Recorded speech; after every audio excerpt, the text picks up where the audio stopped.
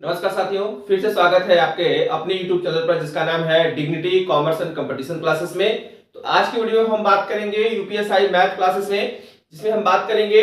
देखिए, हमने लिखा है यूपीएसआई एग्जाम 2025, लेकिन एग्जाम 2025 में होने वाला नहीं है। एग्जाम जब भी होगा 2026 में होगा। तो चलते हैं आज के साथ बात करते हैं कि मैथ क्लासेस में चैप्टर परसेंटेज में, जिसका टॉपिक है टाइप्स ऑफ क्वेश्चन, यानी प्रश्नों के प्रकार के बारे में। और जो प्रश्नों का प्रकार है वो है पांचवा, यानी कि प्रश्न के प्रकार पांचवे में हम बात करेंगे आय और व्यय से संबंधित क्वेश्चनों के बारे में और कुछ कॉन्सेप्ट के बारे में।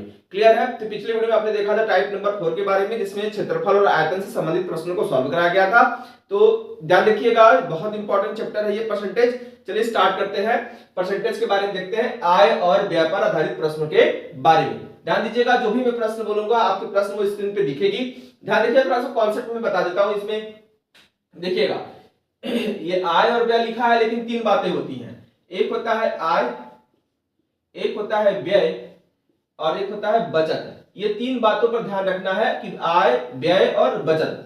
ठीक है, ध्यान रखिएगा। तो अगर मैं कोई पूछे कि आय बराबर क्या होता है, तो आय बराबर होता है, ध्यान रखिएगा कि आय बराबर होता है व्यय प्लस बचत। उसी प्रकार अगर कोई व्यय के बारे में पूछे तो व्यय बराबर होता है आय माइनस बचत। उसी प्रकार बचत के बारे में बताया तो बचत बराबर होता है आय माइनस व्यय। ध्यान रखिएगा, इन तीन बातों को बहुत अच्छे से ध्यान रखिएगा। क्वेश्चन को सॉल्व करते समय सारा कुछ यहीं से क्लियर होना चाहिए। दूसरी कंडीशन देखिएगा, नोट के बारे में ध्यान रखिएगा। इस नोट को बहुत अच्छे से ध्यान रखिएगा। पहला, शेष और कुल। ध्यान रखिएगा, दो बातें हैं। पहला है शेष के संबंध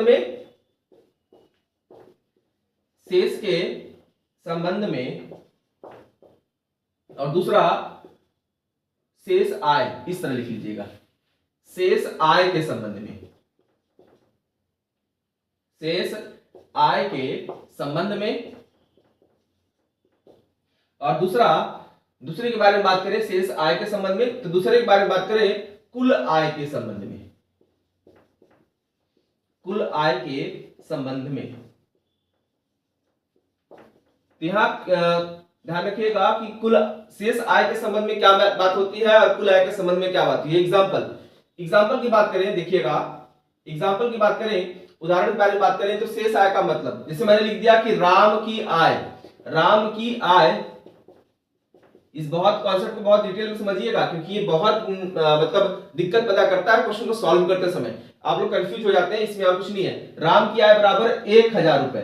ठीक है, तो अभी क्वेश्चन में समझाते हुए देख चल रहा हूं कि राम की अगर आय 1000 है और व्यय, और यहां पे देखिएगा राम की आय 1000 है, जिसमें से वो जैसे लिखा गया क्वेश्चन की कुल आय का, राम की 1000 रुपए है तो वह कुल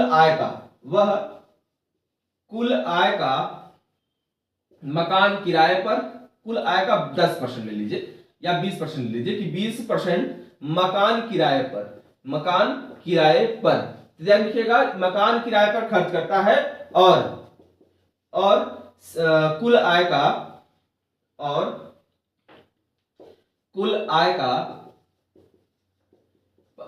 30%, कुल आय का 30% घरेलू खर्च करता है। तो आप ये बताइए कि बचत उसकी कितनी करता, घरेलू खर्च करता है तो उसकी बचत कितनी है। ध्यान रखिएगा, ये पूछा है कि बचत कितनी है। ठीक, तो आप ये बताइए कि क्वेश्चन सॉल्व करते समय क्या देखेंगे। इस प्रश्न में देखिए हमने क्या लिखा है, ये कुल आय के संबंध में था। यहां भी कुल आय के बारे में बात हो रही है, यहां पर भी यहां पे मैं लिख दूं कुल आय का। ठीक, यहां पर भी कुल आय के बारे में, वहां भी कुल आय, दोनों कंडीशन में टोटल इनकम के बारे में बात हो रही है। जब कोई प्रश्न में ऐसा दे दे तो आप सीधे उस प्रश्न में आय के संबंध में डायरेक्ट परसेंट निकालेंगे। आय के संबंध में बचत नहीं, देखिए शेष के बारे में बात ही नहीं हो रही। शेष का मतलब जो बचा हुआ फिगर होता है उसके बारे में बात हो रही है। तो यहां पर सीधे लिखा है कि कुल आय का 20% कहां खर्च करेगा, मकान किराया। तो मकान किराया बराबर 1000 का 20% बराबर 200 रुपए। क्लियर? उसी तरह घरेलू खर्च बराबर, तो घरेलू खर्च बराबर, ध्यान रखिएगा, घरेलू खर्च बराबर कितना परसेंट, 1000 का 30% बराबर कितना, 300 रुपए। तो आपको कितना चला गया। आप बताइए कि मैंने क्या किसी को इसमें सोचा कि क्या करना है, डायरेक्ट आय पे ही निकाल लिया, जितना उसकी आय थी उसी आय पे घरेलू खर्च 20%, सॉरी 30% और उसी आय पर मकान किराए का 30% मैंने निकाल लिया। तो आपका जवाब कितना है, बचत के रूप में। तो बचत कितना है भाई, तो बस इसी फार्मूले में निकाल लेना है, बचत बराबर आय माइनस व्यय। तो आय कितना है 1000, बस सॉरी 1000 माइनस व्यय कितना किया टोटल, 3 और 2 कितना 500। तो बचत कितने रूप में होगा, 500 रुपए के रूप में होगा। क्लियर, 500 रुपए के रूप में होगा। क्लियर ना। तो ये तो था देखिए कुल आय के संबंध में। अगर यदि प्रश्न में कुल आय के संबंध में बारे में बात की जाए तो आपको डायरेक्ट प्रतिशत निकालना है टोटल आय पे। लेकिन अब हम बात करेंगे शेष आय के संबंध में, किसका मतलब क्या होता है। कॉन्सेप्ट को समझते हुए चलिएगा, क्योंकि दिक्कतें वही होती है, आपको परेशानी बस वही होगी कि शेष आय और कुल आय के संबंध में क्या मैटर होगा, बस सारी परेशानियां वही होती हैं। वही क्वेश्चन लगाने में समझ में दिक्कत करता है, क्योंकि आप लोग कुल आय के संबंध में प्रश्न लगा देते हैं, आपको वो भी ऑप्शन में दिया रहता है। आप गलती कहां करते हो कि आप तुरंत आंसर देख लिए टिक करिए चले आए, लेकिन क्वेश्चन को ध्यान से पढ़े नहीं, क्वेश्चन को समझे नहीं, आप क्वेश्चन लगा दिए। मतलब कुल आय और शेष आय के बारे में बहुत डिटेल से जान रखा है, क्योंकि इसी में कंफ्यूजन ज्यादा होता है। ऑप्शन में सब दिया रहेगा। क्लियर, चलिए इसको मिटा देते हैं, अब बताते हैं शेष आय के संबंध में। क्लियर ना।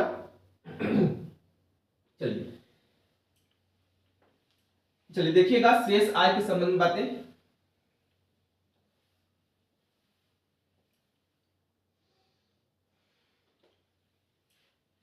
शेष आय के संबंध में क्या बातें हैं। चलिए क्वेश्चन देखते हैं, फिर से वही क्वेश्चन कि राम अपनी आय का, राम की आय, तो राम की आय बराबर 1000 रुपए और अपनी आय का, अपनी कुल आय का, इस प्रकार लिख लीजिए, अपनी कुल आय का 20% मकान किराए पर, मकान किराए पर और शेष आय का 30% घरेलू खर्च करता है, घरेलू खर्च करता है, तो उसकी बचत कितनी है, बचत कितनी है। यहां बात हो रही रुपए के बारे में, ठीक ना। तो आप बताइए कि देखिए मैंने यहां पे पहले वाले कंडीशन में कुल आय के बारे में बात हो रही है, पहले वाले कंडीशन में कुल आय के बारे में बात हुई है, दूसरे वाले कंडीशन में शेष आय। तो यहां याद रखिएगा शेष आय का मतलब क्या होगा। तो आप क्या करोगे, कुल आय कितनी है 1000 रुपए, जब कुल आय उसकी 1000 है जिसमें से वो 20% मकान किराए पे खर्च कर देगा। तो अगर ये 20% मकान किराए पे खर्च कर रहा है तो मकान किराया, तो अगर 20% मकान किराए पे अगर खर्च करेगा तो कितना रुपए खर्च कर दिया, 200 रुपए। तो अब दिखा क्या है कि और शेष आय का 30%। तो ये बताइए कि शेष उसके पास बचा कितना, तो शेष उसका बचा कितना 800 रुपए। कितना बचा 800 रुपए। ध्यान बस इसी पे देना है, इसी बात पे ध्यान देना कि अब जो अगले हम कैलकुलेशन करेंगे 30% का, वो 1000 रुपए ना होकर इस 800 पे होगा, यानी 800 का, इस 800 का 30/100 बराबर 240 रुपए। यानी कि अगर देखा जाए तो यहां के बारे में बात करें तो कुल आय कितनी थी भाई 1000 रुपए, और कुल खर्च कितने थे, मकान किराए पर 200 रुपए, और ये था आपका क्या कहते हैं घरेलू खर्च, ये आपका घरेलू खर्च था। घरेलू खर्च कितना था भाई 240 रुपए। तो यानी कि 440 रुपए खर्च कर दिए, तो 560 रुपए उसके बचत रूप में बचे। क्लियर ना, ध्यान रखिएगा। तो शेष आय निकालने के बाद ही उस पर प्रतिशत हम चार्ज करेंगे, जब क्वेश्चन में शेष और कुल, देखिए यही है शेष का मतलब। अगर कुल का मतलब होता तो डायरेक्ट चार्ज करते 1000 रुपए, लेकिन कुल के बारे में होता तब। इस क्वेश्चन को ध्यान रखिएगा, नोट बहुत ध्यान रखिएगा और इस फार्मूले पे ध्यान रखिएगा, ठीक है ना। तो क्वेश्चन सॉल्व करते समय चलते हैं हम लोग क्वेश्चन के नंबर 1 पर। क्लियर है, इसको मिटा देते हैं। आप लोग को समझ में आ गया होगा शेष का मतलब और कुल का मतलब। क्वेश्चन लगाते समय वही गलती आप लोग कर लेते हैं, बस दिक्कत यही होती है कि क्वेश्चन करते समय कोई गलती नहीं करनी है। परेशानी यही होती है कुल आय दिया, आप लोग डायरेक्ट निकाल लेते हैं कुल आय पर, लेकिन ये ध्यान पड़ते नहीं इस क्वेश्चन को कि हाँ शेष आय पे निकालना है। बस यही गलती आप लोगों से होती है। तो अब आपको समझ में आ गया होगा शेष आय का मतलब कुल आय का मतलब। तो यहां गलती नहीं करना है, अब क्वेश्चन ध्यान से पढ़ना है, इसको समझते चलना है। क्लियर हो गया आप लोगों को? चलिए बात करते हैं हम आगे क्वेश्चन पे। चलिए क्वेश्चन नंबर 1, क्वेश्चन नंबर पढ़ रहा हूं, देखिएगा। चलिए क्वेश्चन में लिखा है कि गोपाल अपनी मासिक आय का 30% भोजन पे खर्च करता है और शेष आय का 40% परिवहन पे खर्च करता है। इसके बाद शेष का 50% बचाता है। यदि उसकी मासिक आय 18,400, यदि उसकी मासिक आय 18,400 हो तो वह कितने प्रति माह कितने रुपए बचाता है? ध्यान रखिएगा। क्वेश्चन करने के दो तरीके हैं, क्वेश्चन करने के मैं दो तरीके बताऊंगा, दोनों से सॉल्व कर लेते हैं। देखिएगा लिखा है कि उसकी आय कितनी है? मासिक आय। तो किसके बारे में बात हो रही है? क्वेश्चन में लिखा है गोपाल, गोपाल की मासिक आय, गोपाल, तो गोपाल की मासिक आय बराबर, या फिर सीधा सीधा लिख सकते हैं गोपाल की आय बराबर 18,400 रुपए। क्लियर है? अब क्या लिखा है? खर्च कहां कहां कर रहा है? तो खर्च कर रहा है मासिक आय का 30% भोजन पे। देखिएगा 18,400 रुपए का, क्वेश्चन को इस तरह समझ लेते हैं। क्वेश्चन में लिखा है 30% भोजन पे खर्च करता है, तो भोजन पर लिख लेते हैं इस प्रकार कि भोजन पर बराबर 30% कुल आय का, इस प्रकार समझ लीजिए। क्लियर? भोजन पर। अब बात करते हैं आगे। आगे क्या लिखा है कि शेष का 40% परिवहन पे खर्च करता है। शेष का 40%, अब यहां पर सॉरी परिवहन खर्च, परिवहन पर शेष का 40%। क्लियर? अब हम बात करते हैं आगे। आगे क्या लिखा है कि उसके बाद शेष का 50% बचाता है। इसके बाद बचत, बचत क्या, बचत के बारे में क्या बोला गया है? शेष का 50%।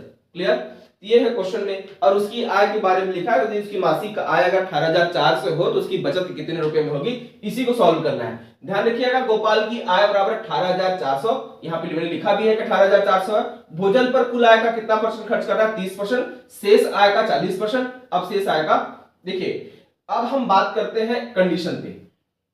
पहले हम एक कंडीशन सॉल्व कर ले, समझा दे, उसके बाद दूसरी कंडीशन पे चलते हैं। देखिएगा इस क्वेश्चन के बारे में ध्यान से समझिएगा। अगर वो 18,400, देखिए सारे हम प्रतिशत से निकाल रहे हैं, डायरेक्ट प्रतिशत से सॉल्व कर रहे हैं, ठीक ना। हमको क्या निकालना है? बचत निकालनी है। शेष आय का 50% क्या करता है? बचत कर लेता है। यही निकालना है कि कितने रुपए की उसने बचत की है। तो आप ये बताइए कि 18,400 गुणे, अगर वो 30%, देखिए हम बचत के बारे में हो रहे हैं, तो बचत का कंडीशन क्या होता है? बचत बराबर आय माइनस क्या? व्यय। क्लियर है? तो हम सारे व्यय को घटा देंगे।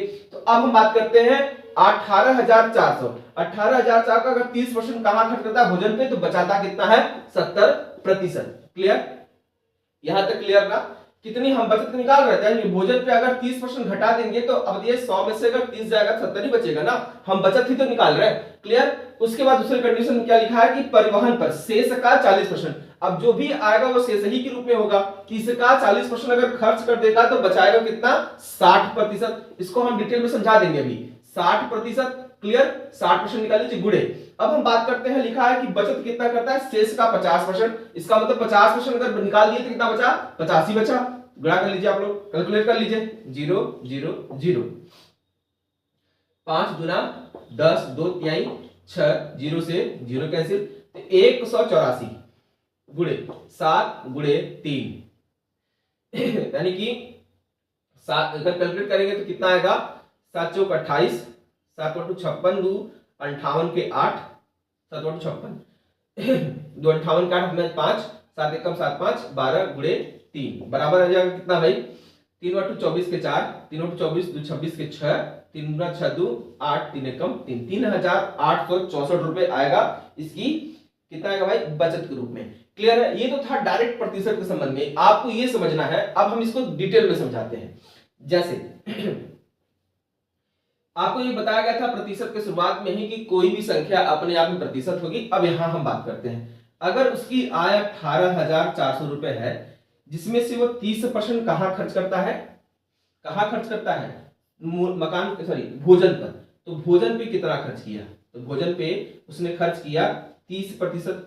अब बताइए उसकी शेष आय कितनी बची, अगर ये 30% अगर खर्च कर दिया तो उसकी शेष आय कितनी बची, 70%। लेकिन ये जो 70% शेष है, ये जो 70% शेष है इसके लिए 70% है, लेकिन इसके नीचे के लिए ये कितना होगा, 100% होगा। इस बात को बहुत डिटेल में समझिएगा कि इसके नीचे के लिए जो अब यहाँ पे आंकड़े अगर ले ले तो कितना आ जाएगा भाई 700, चलिए निकाल लेते हैं 700, 7 चौक 28, 7 और 2 56, 2 58, 7 और 2 56, 2 58 और 7 1 7 2 सॉरी 7 5 12, 12,880 रुपए ये आपकी शेष आय के संबंध में होगा। क्लियर है? तो इसका मतलब ये जो रुपया है वो नीचे वालों के लिए 100% के बराबर होगा, ध्यान रखिएगा।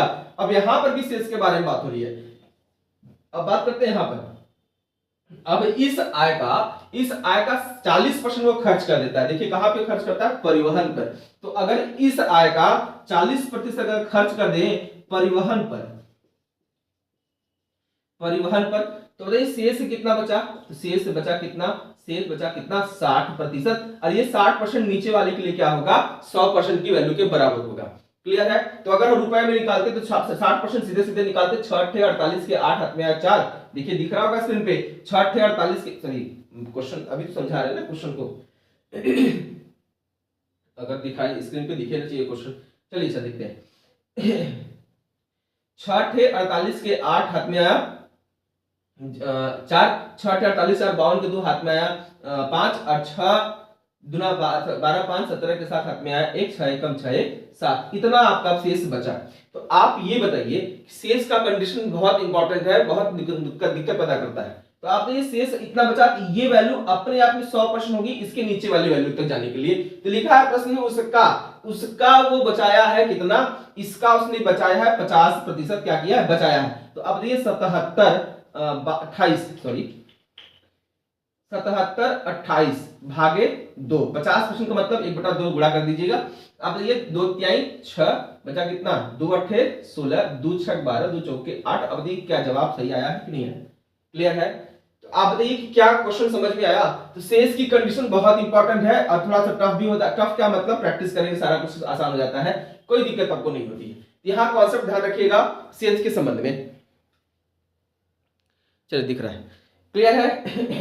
शेष के संबंध में ध्यान रखिएगा कि क्वेश्चन की क्राइटेरिया क्या सेट हो रही है। तो ये आपको पता होना चाहिए कि 70 60 50 कहां से कैसे जनरेट किया गया, कैसे लाया गया, ध्यान रखिएगा। तो ये आपको इस बात पर ध्यान रखना होगा कि आय बराबर बचत, सॉरी यहां पर बचत बराबर आय माइनस व्यय होता है, आय बराबर बचत प्लस व्यय होता है, अगर व्यय बराबर बचत माइनस आय होता है, आय माइनस बचत होती है। इस बात को बहुत ध्यान रखना है। क्लियर है? क्वेश्चन नंबर 1 बहुत आसान सा जवाब था इसका। चलिए अब क्वेश्चन नंबर 2 बात करते हैं। बहुत आसान सा जवाब इसलिए है क्योंकि समझ में आ रहा है, आपको समझना बहुत जरूरी है।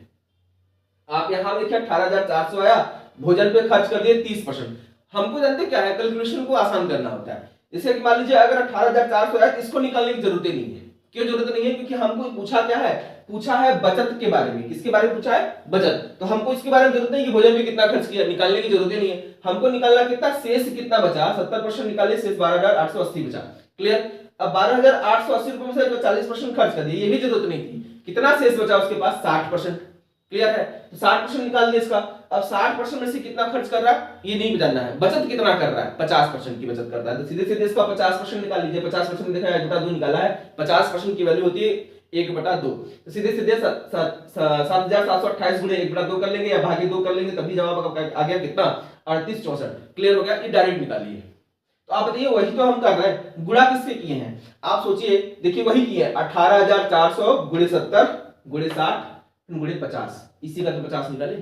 क्लियर हुआ? ये डायरेक्ट तरीका था, ये कॉन्सेप्ट था। क्लियर ना? चलिए आगे चलते हैं क्वेश्चन नंबर 2 पे।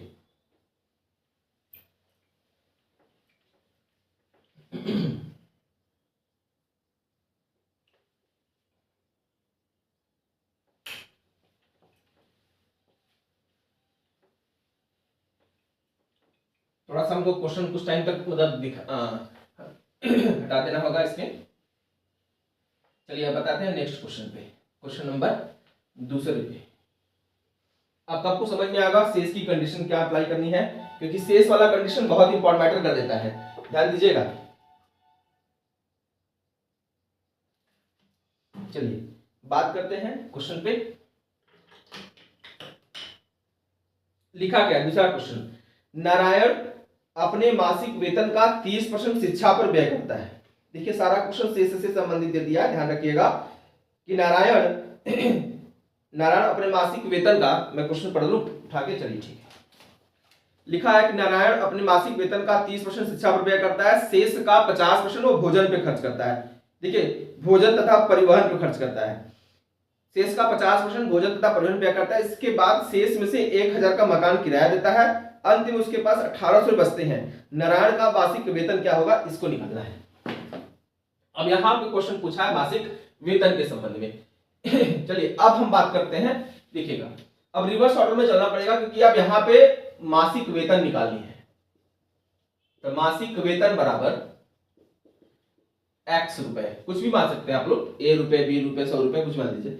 अगर हम देखिए 100 की कंडीशन अगर मानते हैं, हम मान लेते हैं 100 की। देखिए आपको मैं कॉन्सेप्ट के बारे में बता रहा हूं सीधे सीधे, जिस प्रकार ज्यादा से समझ में आएगा। हम मान लेते हैं कि नारायण का जो मासिक वेतन होगा वो 1000 रुपए होगा।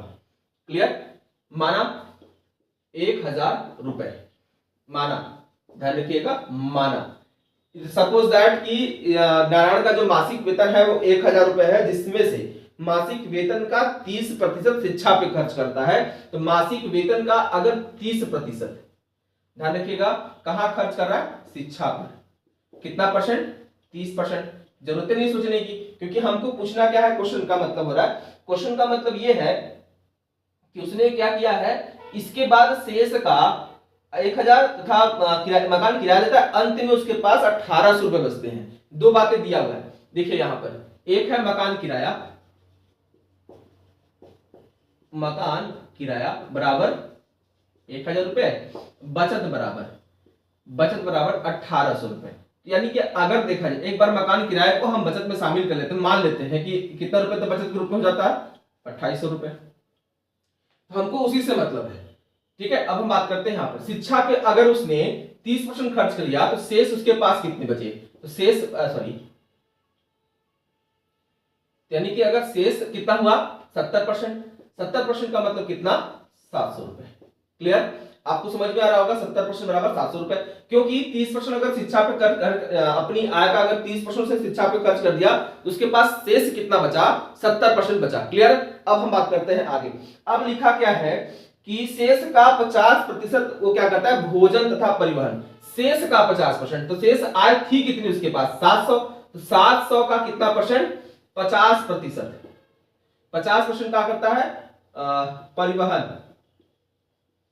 प्लस भोजन, शायद ना, देखिएगा, हाँ भोजन, परिवहन प्लस भोजन पे खर्च करता है, या भोजन प्लस परिवहन पे खर्च करता है। क्लियर, तो देखिए अगर 50% खर्च कर देता है तो शेष उसके पास कितना बचा, तो शेष की कंडीशन बची, यानी कि फिर 50% बची। इसका सीधा सीधा अर्थ हुआ कि 350 रुपए खर्च कर दिए, 350 रुपए उसके पास बचे। यही आपका कंडीशन बनता है। अब क्वेश्चन में क्या लिखा है, इसके बाद शेष से, इसके बाद शेष में से, तो शेष कितना बचा, यही बचा है। शेष में से 1000 रुपए मकान किराया देता है। तो अब बताइए शेष में से अगर 1000 रुपए मकान किराया देगा, बात करते हैं कि मैंने जो डेटा लिया है वो एग्जैक्ट डेटा नहीं है, एजम्पशन में है, माना गया फिगर होगा वो, ठीक है। अब बात करता है शेष से 1000 रुपए मकान किराया देता है, अंत में उसके पास 1800 रुपए बचते हैं। आप ये बताइए कि अगर वो मकान किराया न देता तो उसके पास कितने बचते, 2800, मतलब वो बचत में ही शामिल की जाती ना। तो हम मान लेते हैं कि यही इसका क्या है, बचत की कंडीशन बनी है, और इसी की वैल्यू किसके बराबर है, 2800 रुपए के बराबर है, इसी की। यानी कि 350 बराबर 2800 रुपए, तो एक बराबर 2800 बटे 350। आप ये बताइए किसकी वैल्यू निकालनी है, आय निकालनी। आय कितना माना गया था, 1000, तो 1000 से क्या करना है, गुणा कर लेना है। कितना आएगा, 0 से 0 कैंसिल, 7 5 35, 7 चौक 28, और उसके बाद कितना आएगा, 40 ना, ठीक है। अब ये कितना आएगा भाई, गलती है,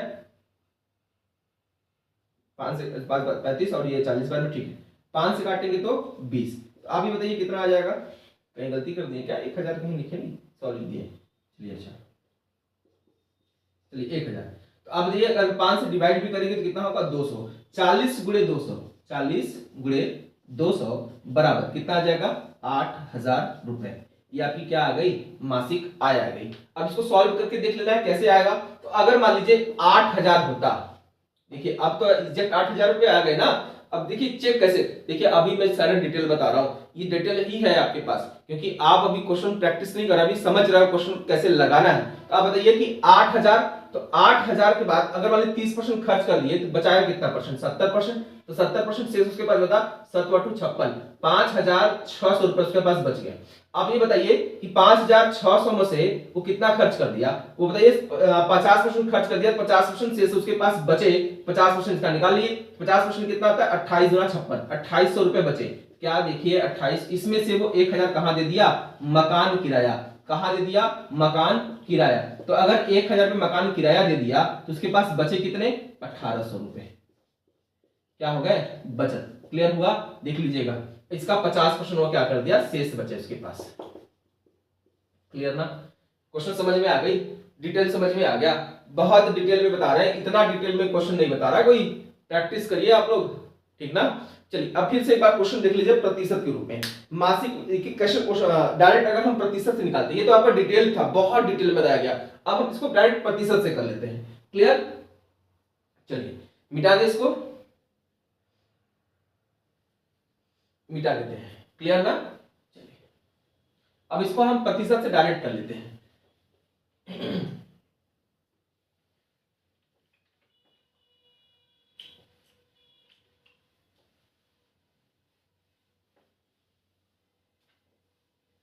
चलिए बात करते हैं प्रतिशत के लिए। और डायरेक्ट अगर प्रतिशत से करते तो क्वेश्चन को कैसे सॉल्व करते, तो हम यहां फिगर आ जाता मेरा, माना मासिक आय बराबर x रुपए।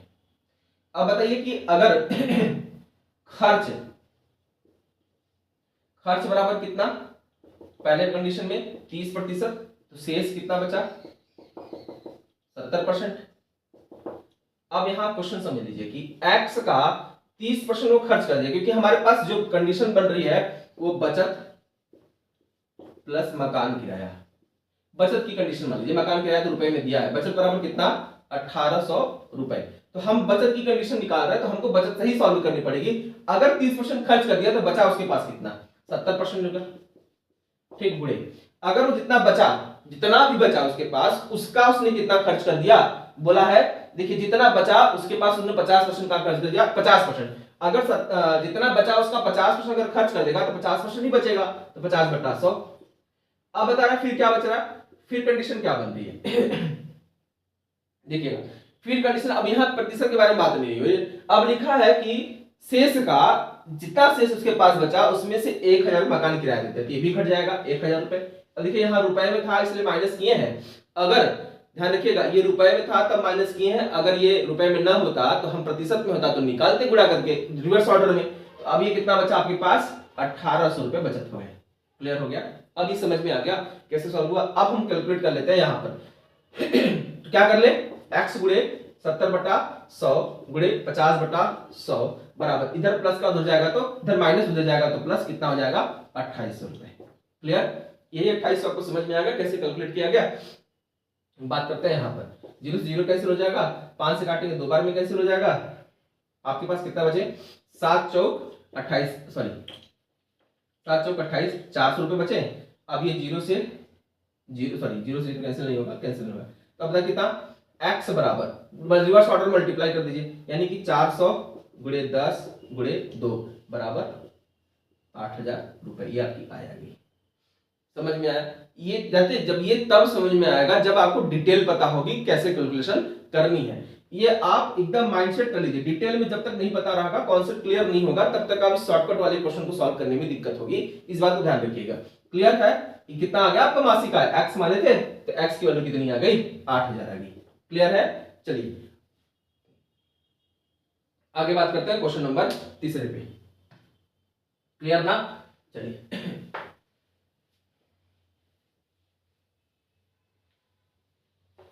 जैसे ही आप लोग का टाइप ऑफ क्वेश्चन खत्म हो जाएगा, जितने टाइप क्वेश्चन के बताए गए हैं लगभग 11 टाइप है, 11 जैसे खत्म हो जाएगा उसके बाद आपको यूपीएसआई के प्रीवियस ईयर क्वेश्चन मिलेंगे जो प्रतिशत से संबंधित होंगे। क्लियर, उससे 100 क्वेश्चन सॉल्व कराया जाएगा। लगभग मान के चलिए जितने अब तक पेपर हो चुके हैं यूपीएसआई के उतने सभी प्रकार के प्रश्नों को सॉल्व कराया जाएगा। क्लियर है। क्वेश्चन नंबर तीसरा लिखा गया है, एक आदमी अपनी आय का 5% निर्धन कोष में दान करता है। एक आदमी अपनी आय का 5% निर्धन कोष में दान करता है, शेष आय का 20% बैंक में बचत करता है, शेष आय का 20% बचत बैंक में जमा करता है, अंत में उसके पास 1919 रुपए बचते हैं, उसकी आय कितनी है। क्वेश्चन फिर से देख लेते हैं। लिखा है एक आदमी अपनी आय का 5% निर्धन कोष में, निधन नहीं, निर्धन कोष में दान करता है, शेष आय का 20% बैंक बचत बैंक में जमा करता है। देखिए माना आय बराबर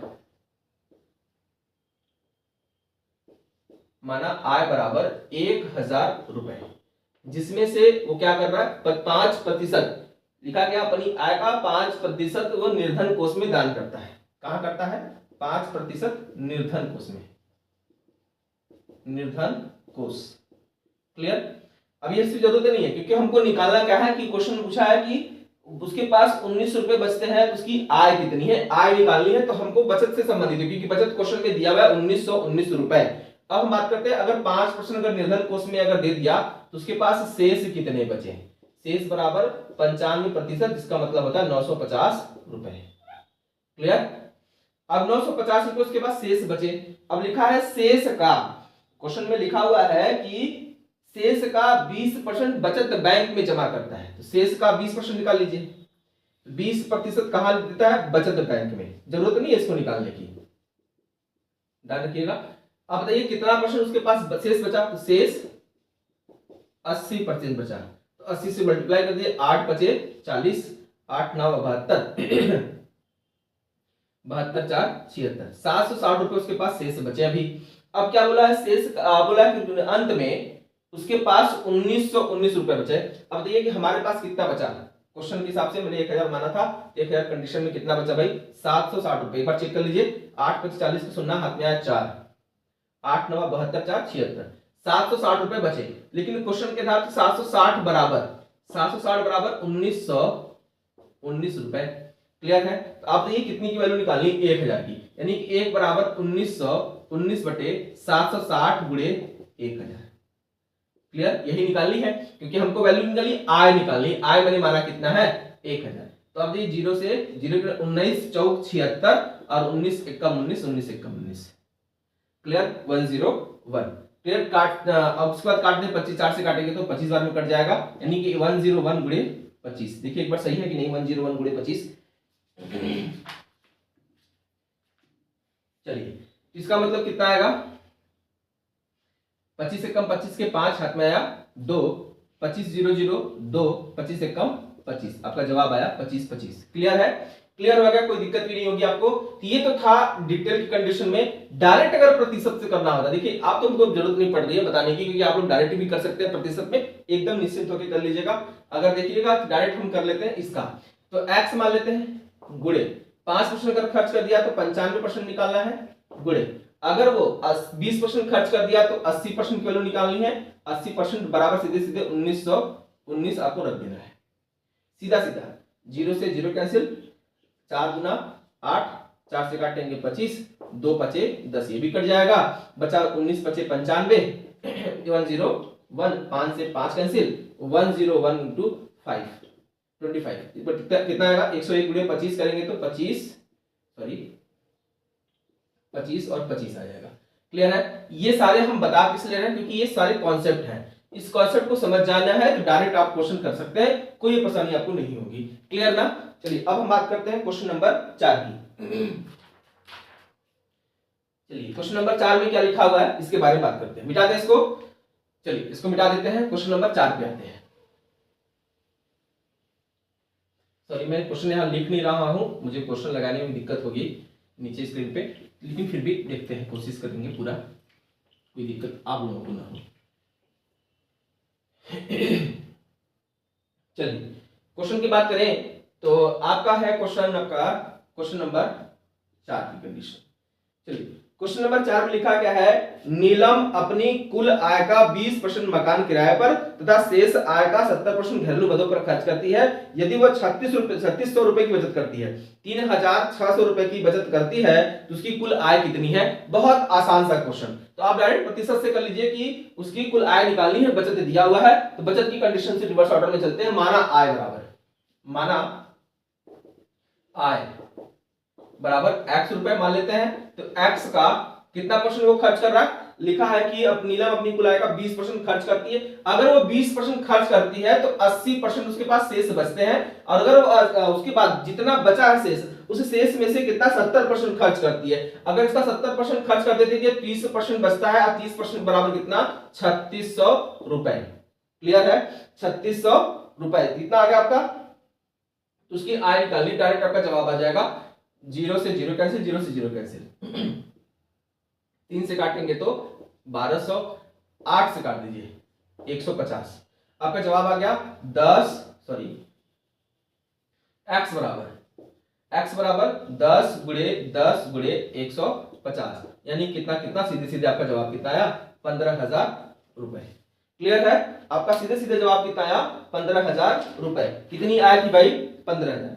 आप ये समझ गए होंगे, क्लियर किए होंगे। लेकिन अगर इसको डिटेल में सॉल्व करना, कॉन्सेप्ट क्लियर करनी होती तो आप कैसे करते, कि मैं सारा टाइप बता रहा हूं, प्रैक्टिस नहीं करा रहा हूं, समझा रहा हूं क्वेश्चन को, इसलिए सारी डिटेल बताया जा रहा है। तो अगर मान लेते हैं कि उसकी आय बराबर 1,000 रुपए होती, तो अगर 1,000 में से अगर वो कितना खर्च कर देता, खर्च की कंडीशन देखिए, मैं बता रहा हूं, पढ़ ले रहा हूं एक बार फिर से क्वेश्चन को। खर्च की कंडीशन क्या हो रही है, तो खर्च की कंडीशन है कि मकान किराए पर 20%, यहां मैं लिख रहा हूं मकान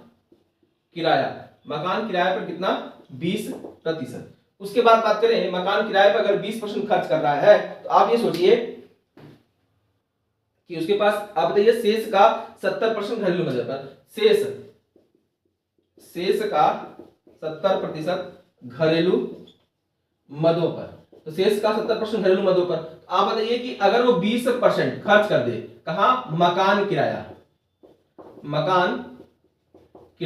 अगर शेष का 20% अगर मकान किराए पे खर्च करता है, तो उसके पास कितने बचते हैं, 80% क्या है, शेष। तो 80% अगर शेष बचेंगे, तो 80 पे कितना, 800 रुपए। कितने रुपए, 800 रुपए। अब इसका कितना परसेंट खर्च कर रहा है, 70%। इस पे खर्चा घरेलू मद पर।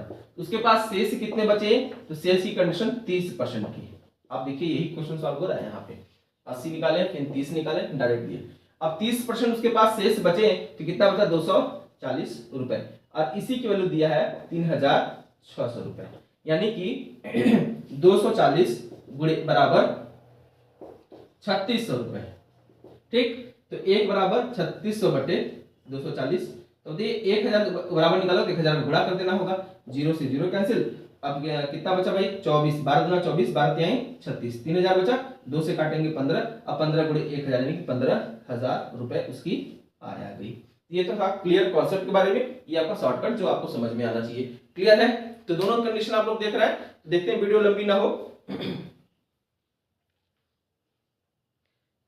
चलिए आज की वीडियो में बस इतना है, टाइप नंबर 5 तक।